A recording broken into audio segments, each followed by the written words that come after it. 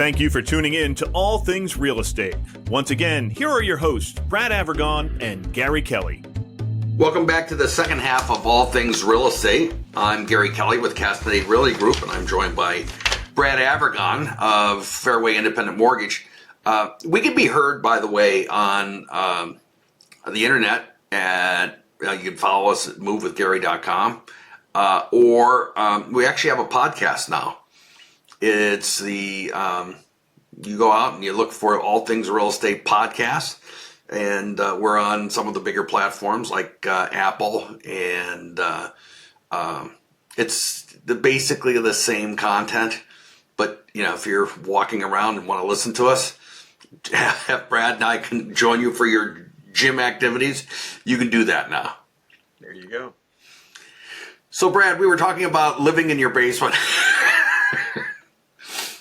The reason that's funny is Brad does his part of the show from the basement, and it's a nice basement. It's been redone, but he's definitely down in the bomb shelter. I'm up above the water line, and it's a different set of challenges, lighting primarily. So, Brad, we were talking about paying for your landlord's mortgage, and that you don't want to do that. What about if you want to do an improvement to your house? Do a she shed. Got to be careful how I say that. A man cave.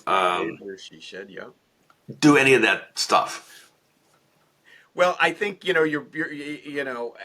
everybody likes to personalize where they live, and it's challenging when you're renting a place, right? It's not yours. How much are you going to put into it, and what you put into it, is it permanent? Do you have to get permission from the landlord? Is there bylaws? Is there all sorts of things that prohibit you from actually making it your own? Versus if you own your own property, if it's a condo, you still have to obviously, go by the bylaws, but you can personalize it. You can paint walls whatever color you want. You can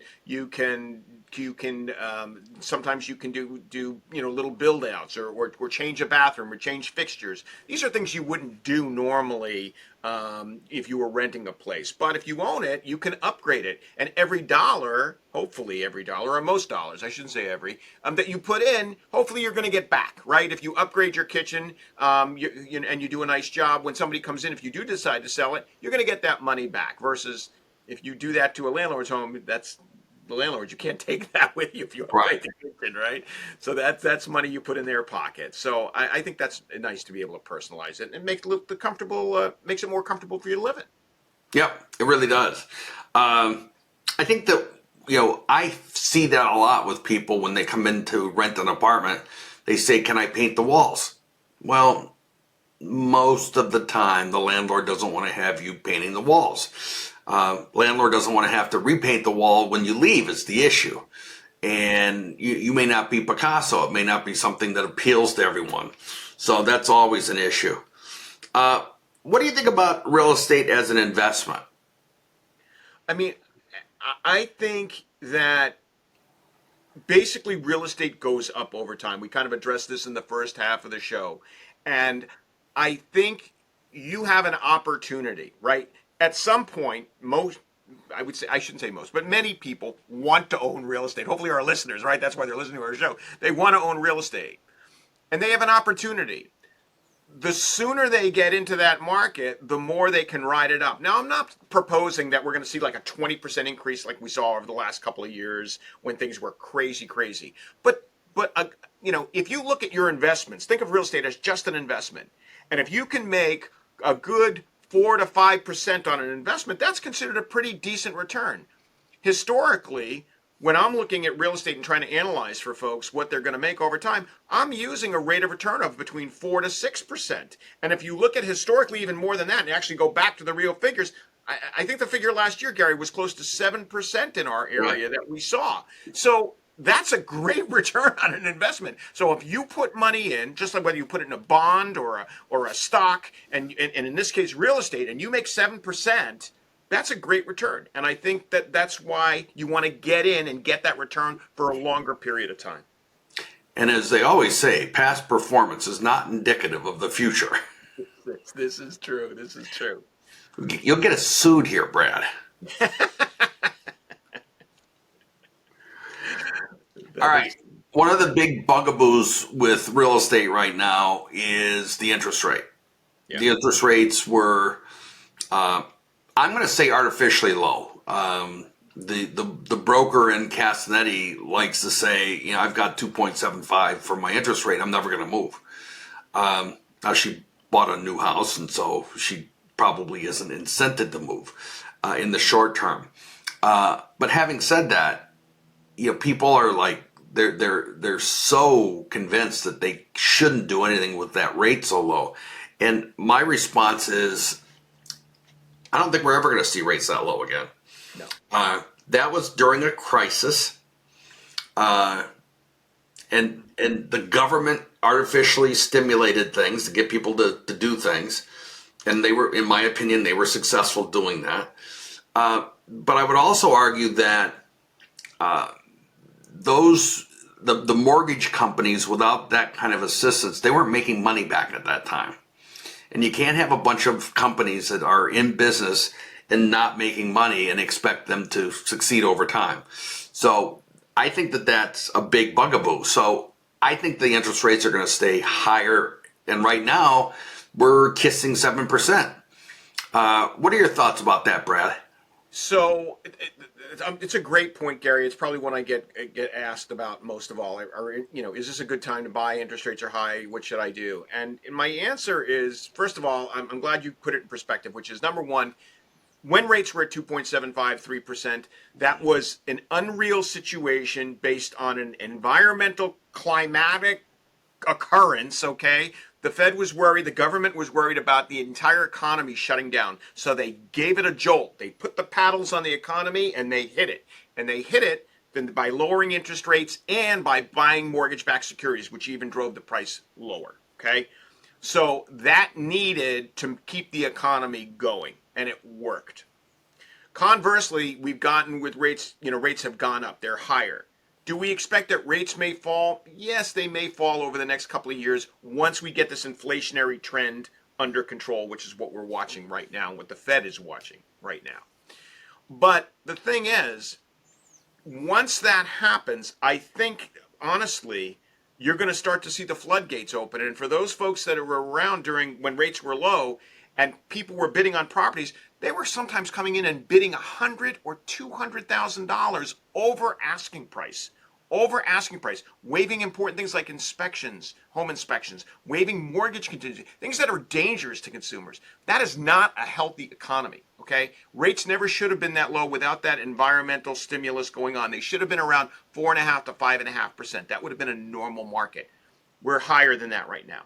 But that creates an opportunity because there's no prepayment penalty on any mortgages that I write for folks. So you can get into a property. You can either take a 30-year fixed with the expectation that, yes, it's we can afford it now, but when things get better, just like they did when rates came down from 9 to 8% to 7%, we refinance people. When things get better, they can refinance. Meanwhile, they can get into the property. That's the most important thing. Because honestly, I will tell you that if rates fall by 1%, even just let's say 1%, okay?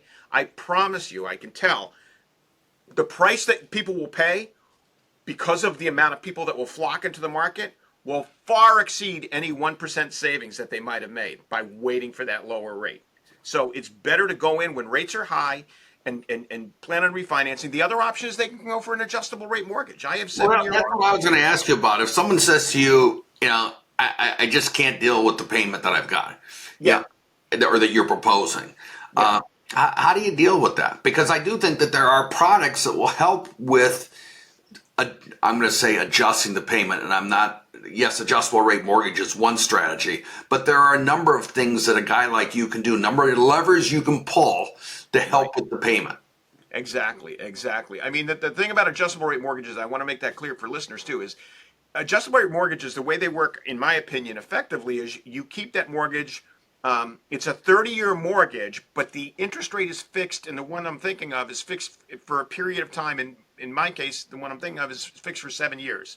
Well, 7 years is a long time in the terms of a mortgage. So for all intents and purposes, that's that's a fixed rate if you end up refinancing out of that within 7 years, which is a great opportunity for rates to dip down again. So if you believe that interest rates are going to fall back down in the next 1, 2, or 3 years, why not take an adjustable rate mortgage and even buy yourself a little more time, whether it's a 5-year or a 7-year adjustable, just in case the economy doesn't move as fast as you like. It still leaves you that opportunity. And even if it doesn't happen until year 8, it's not a crisis, because that mortgage, nobody comes knocking at your door year 7 and says, oh, you got to pay us the balance of the mortgage. It's a 30-year mortgage. It just adjusts after 7 years or 5 years.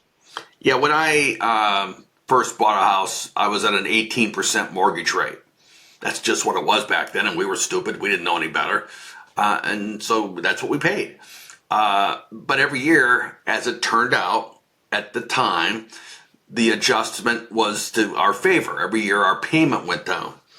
But I can also tell you that part of the mortgage crisis was that people were adjusting and their payments were going up, and they were underwater and they were in trouble. So that's a dual-edged sword. But generally speaking, I think an adjustable rate mortgage has a spot. You've got to understand what the limits are on the adjustment, how much it goes up, how much it goes down, and how long. And I want to just touch on that very quickly. Adjustable rate mortgages have some protection in it. Usually at the end of the period where it's fixed, or let's case in the case of a 7-year ARM. In the case of a 7-year ARM, it's fixed for the first 7 years. After 7 years, it can make a large adjustment. It can make one large adjustment, usually up to 5% over its note rate where it started. However, and that's just some protection for the lenders, because in case the economy takes off and rates are at 10% and they're held at this low rate, they have to be able to figure out what to do. But after that first adjustment, it only can make adjustments, and again, each adjustable rate mortgage is different, but usually it's 1% every 6 months or 2% a year. If you think about the average increase in income, there's usually a 2 to 3% cost of living increase on average that individuals get. So that usually exceeds the increase in the mortgage. But so Brad, we're out of our time. Oh my gosh! We only went through 8 points. We'll save the next 2 for the next time around. All right. So, Brad, how do they reach you quickly? Best way to reach me is via my cell phone, Gary, which is 978-375-5531, or they can email me at brad@bradavergon.com. And Gary, how do they reach you? Gary at movewithgary.com and 508-733-6005. Brad, thank you very much. Thank you, Gary. Once again, thank you for watching All Things Real Estate. If you have any questions, feel free to reach out to Brad or Gary.